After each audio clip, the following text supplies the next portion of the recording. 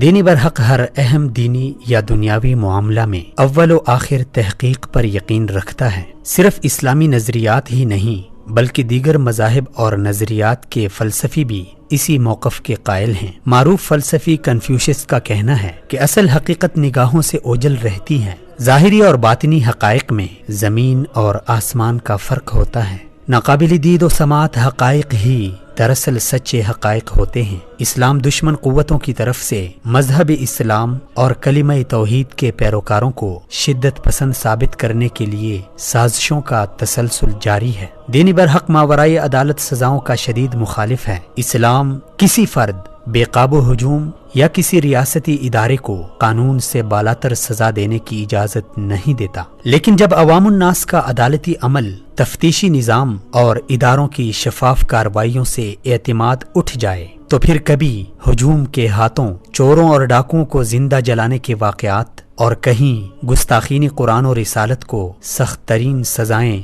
یا حتیٰ کہ موت کے گھاٹ اتارنے جیسے افسوسناک واقعات رونما ہوتے ہیں، جن کے بعد لادینی قوتوں کی طرف سے اسلام اور مسلمانوں کے خلاف ہرزہ سرائی شروع ہو جاتی ہے۔ اسی سلسلے کا تازہ واقعہ ولی خان یونیورسٹی مردان میں اس وقت پیش آیا جب طلبہ کے ایک جنونی ہجوم نے مشعل خان نامی ایک طالب علم کو گستاخی رسول قرار دے کر بے دردی سے قتل کر دیا۔ تعجب کی بات یہ ہے کہ اس حوالے سے کسی عالم دین یا کسی مذہبی جماعت کی طرف سے اس کے قتل یا حتیٰ کہ زد و کوب تک کرنے کا کوئی فتویٰ صادر نہیں ہوا تھا، اور نہ ہی مشعل خان کو قتل کرنے میں کسی مسجد یا مدرسے کے پڑے ہوئے راسخ العقیدہ لوگ شامل تھے۔ اس تعجب کے ساتھ ساتھ افسوس کی بات یہ ہے کہ ان حقائق کے باوجود لبرل مافیا کے گن گانے والے ہمارے میڈیا نے پھر بھی اسلام اور اسلام پسندوں کو آڑے ہاتھوں لیا۔ انتہائی قابل غور ہے کہ جب بھی پاکستان میں کبھی بھارتی یا ایرانی دہشت گردی یا کسی مہان سیاسی کرپشن کے بارے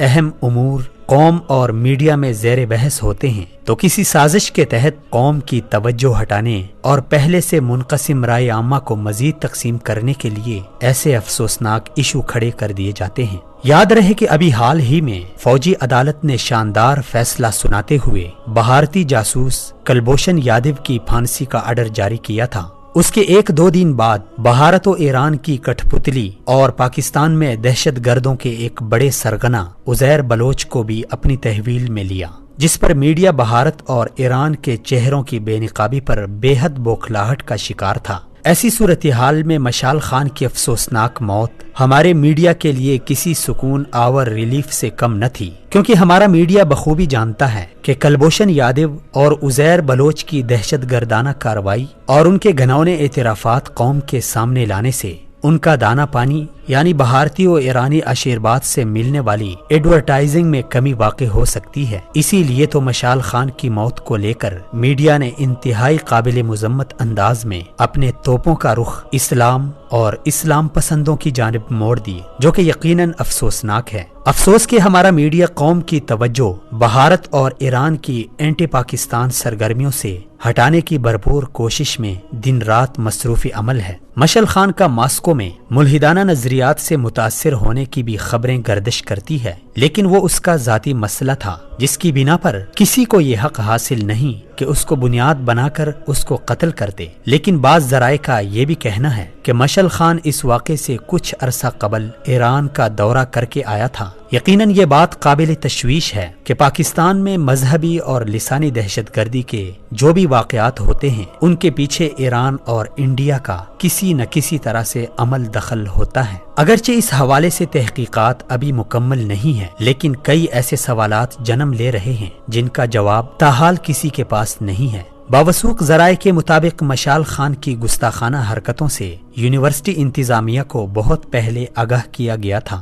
تحقیقات تک مشعل خان کو اپنے دو ساتھیوں سمیت یونیورسٹی سے خارج کیا گیا تھا۔ یونیورسٹی سے نکالنے کے باوجود مشعل خان کو یونیورسٹی ہاسٹل میں کیوں پایا گیا؟ 18 اپریل کو یونیورسٹی نے تحقیقاتی رپورٹ پیش کرنی تھی، لیکن اس رپورٹ سے قبل ہی اسے کیوں مار دیا گیا؟ ایسے کون سے اہم انکشافات تھے جن کی حساسیت کے حوالے سے مشعل خان نے یونیورسٹی انتظامیہ کو آگاہ کرنا تھا، لیکن ان سے قبل ہی اس کو قتل کیا گیا؟ ماسکو سے ڈگری حاصل کرنے والا اور بلغراد یونیورسٹی سے انجینئرنگ کرنے والا مشعل خان مردان یونیورسٹی میں جرنلزم کیوں پڑھ رہا تھا؟ کہیں ایسا تو نہیں کہ لبرل مافیا ایسے واقعات کی آڑ میں توہینی رسالت کے قانون کی مخالفت کی فضا بنا رہے ہیں؟ یقیناً یہ ایسے سوالات ہیں جن کی بنا پر پاکستانی قوم کا ریاست اور خاص کر پاک عدلیہ سے پرزور مطالبہ ہے کہ اس جیسے واقعات کی مکمل تحقیقات کی جائے، تاکہ یہ راز بھی کھل جائے کہ ولی خان یونیورسٹی مردان میں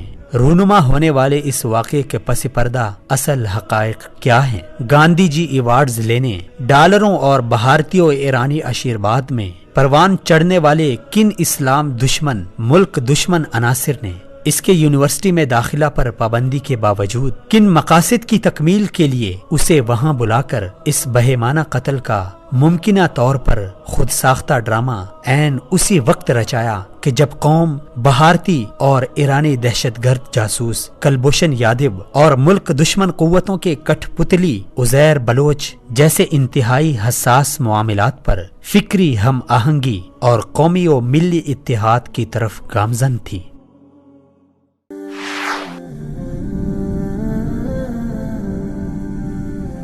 وصال اردو، حق کا راہی